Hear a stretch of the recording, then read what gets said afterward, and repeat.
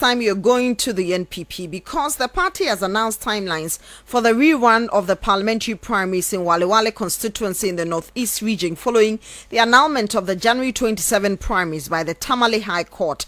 The court, presided over by Justice Richard Kojakpa, delivered the judgment earlier today after months of legal battle surrounding the controversial primaries, which saw special advisor to Vice President and NPP 2024 candidate Dr. Mahmoud Bawumia Tia Kabiru beat incumbent MP former Gender Minister Hajia Lariba Zuwera by 7 votes. It will be recalled that the minister on January 29 filed an ex parte motion at the Tamale High Court citing electoral irregularities and malpractice by her contender, the NPP party, and the Electoral Commission. She sought an injunction to prevent Dr. Kabiru from holding himself as the winner, which was eventually granted by the court today during its ruling. That ruling comes just days before the deadline for filing of nominations for the December 7 general election. Now, addressing the media after today's court proceedings, Dr. Mahama Tia Kabiru and his lawyer Samson Lade Ayenene both described the ruling as disappointing. The bottom line is that once it was established by fact, not concoction, by pure evidence, documentary, telephone conversation, and video encounters to show that the elections were fair, our point at law was that the law is that if you commit a crime, you will not benefit from your crime. Once the plaintiff, Lariba Zuwera, was found to be the one who got the people impersonating the dead, 6 people, and who got the people impersonating the absentees, she must not benefit from her wrong. The law is that if you commit a wrong, you must not benefit. So our expectation was that the court will say, yes, we found this, that it happened, but the person who did that is the one who has come to court, the plaintiff. So she must suffer and not get a judgment in her favor. But the court has decided otherwise.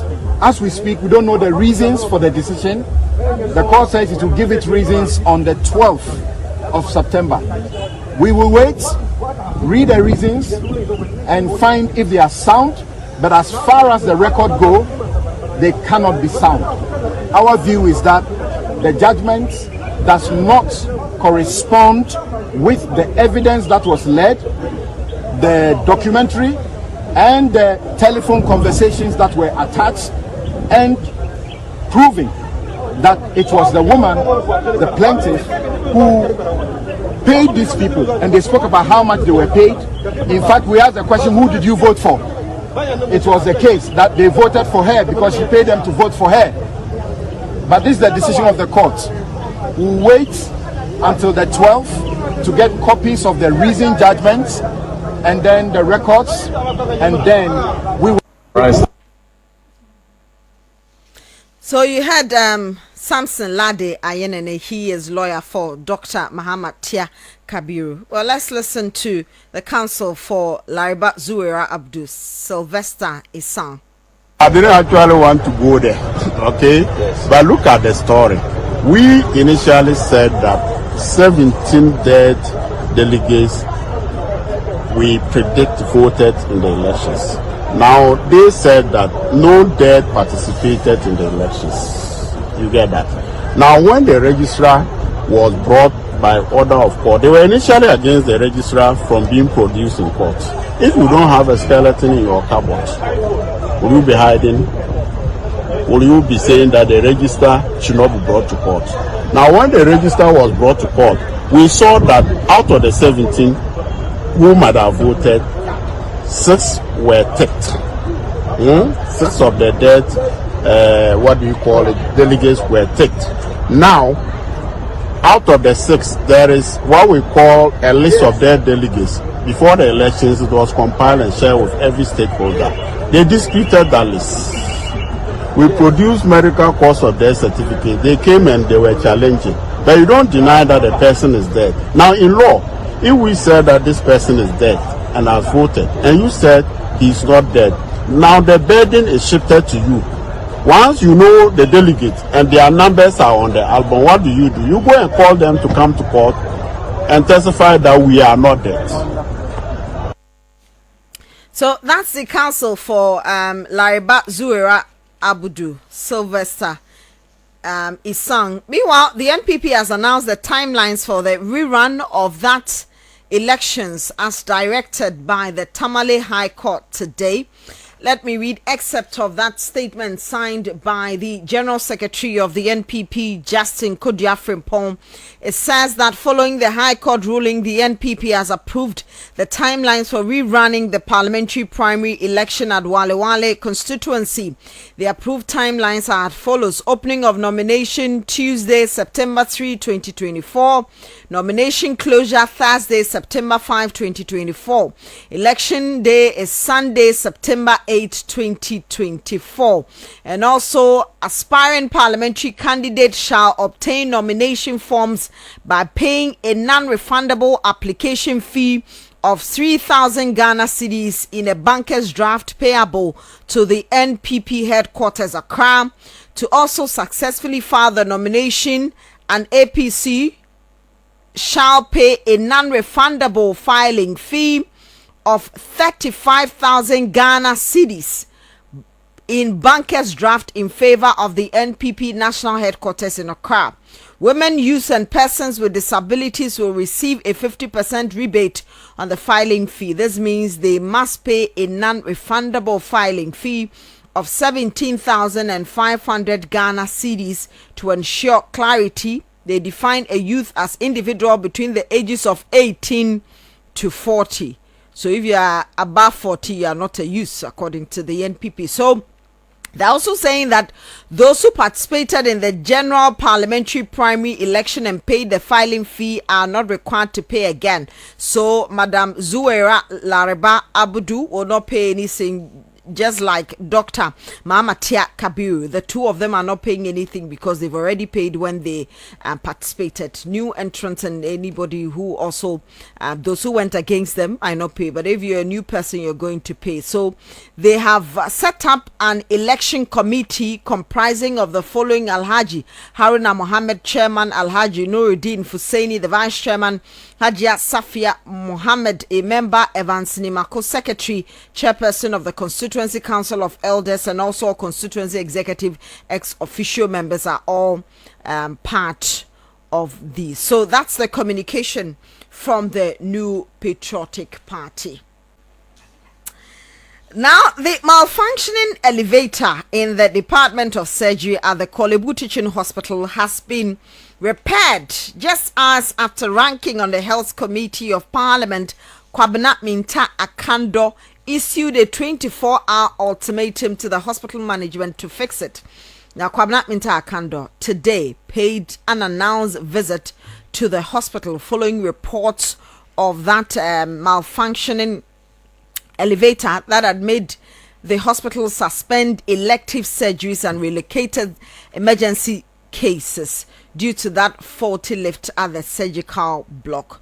Today, his visit nearly turned chaotic when hospital management prevented him from carrying out that unannounced inspection. Listen to what happened. Elective surgeries. And the reason they cited was as a result of faulty lift. So today, this morning, I decided to pay a surprise visit to see for myself whether or not the lifts are working. Unfortunately, the lifts are not working. We are here at the Department of Surgery, and the lift at the Department of Surgery is not working. The information we have gathered is that some of the lifts have been down for the past 4 to 5 good years. For me, it is rather unconscionable for a whole hospital, a teaching hospital such as Kolebu, to derelict its duty for just maintaining a lift to facilitate movement of patients to get the quality of healthcare they need. I mean, why? What happens to routine maintenance in this country? So you wait till all your lifts are down, and then you say that people must not come for the healthcare they need. It's rather unfortunate.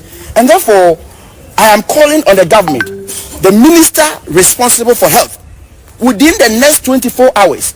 They cannot suspend surgery indefinitely. Within the next 24 hours, we must see the end of this unconscionable behavior. We cannot accept that reason. And so within the next 24 hours, they must tell us when they are fixing the lift at Kolebu. It is not a rocket science to fix a faulty lift. Member of Parliament for Dwaboso ranking on the Health Committee of Parliament, Kwabena Minta Kando, today at the Kolebu Teaching Hospital. Now, hours after, we saw this on Facebook page of the Kolebu Teaching Hospital. It says the elevator at the surgical department has been fixed today and it's now working. It has the landline number there as well. Let's speak to Mustafa Salifu. He's the public relations officer for the Kolebu Teaching Hospital. Good evening to you, Mr. Salifu. Very grateful for your time tonight on 5. Yeah, good evening, and good evening for the opportunity. When was this elevator or lift fixed? Yeah, the elevator was fixed yesterday, but then the engineers said they needed to do some settings this morning. So they came back this morning to do the settings before we open it up for public use. So the time the ranking came in, it was not for public use? It was not for public use as at that time, yes. What exactly was the problem with the lift? No, they had finished working on it, but they needed to do some settings to make sure that, we will not have any problems when we are using it. So again, yes, they had finished working on it. So what caused them to work on it? They said they needed to change some drivers in it. So that was the replacement that they did to get the lift working back again. How long did it take for that to be fixed? You know, when the problem occurred last Monday, we made an announcement that we needed about a week to work on the lift. Mm-hmm. So that was the time that we gave. And thankfully today we actually opened it up for use. And then we are within the time limits that we gave. And I'm sure you heard the ranking member when he was speaking to the media. He said that some of the lifts have been down for between 4 to 5 years. No, we have lived at almost all the tower blocks. We have lifts in there. Mm-hmm. And then no lift has been out for 5 years. So as we speak, all lifts at Kolebu are working? It's not all lifts that are working. Some we are working on them. Some we have made plans to actually have them replaced. So it's a program that we have drawn up. And then for the surgical block, we have actually initiated the procurement process. That is where we have the first lift changed. We engaged the suppliers. They have given us assurance that the manufacture and then the delivery and installation will take about 6 months. So within 6 months, we will have a brand new lift at the surgical. And when that is done, we'll move on to the second lift and then do that throughout the hospital. Because these lifts were installed in 2011, and these are the most heavily used lifts that you have in the country. You know, when we open up for use, in less than 30 minutes, we had recorded about 100 trips on the lift. So that tells you that it's heavily used, it's heavily dependent, and then we need it to move patients and staff to and from the tower block, particularly the walls on the tower blocks. Without that, then work is hindered. So that is why we take this very seriously. It's something that we need to pay particular attention to, so that we will not have any hiccups in terms of delivering care to our patients. Okay, so you made particular mention about the surgical ward or block. So that's what you say, that the procurement process changing and having brand new is going to take us 6 months. So yes. I'm assuming that 6 months, it's beginning from this month, September. Yes. So whilst we wait, the one that has been fixed or repaired, can that take us to the 6 months? Yes, exactly. Yes, we've done all our calculations and timings, and then it can take us up to that time. But we, in our calculations, have done our assessment and realized that it would be good for us to have them replaced. They've been working for more than 10 years now. We need to have them replaced so that the cost of maintenance will actually go down for us.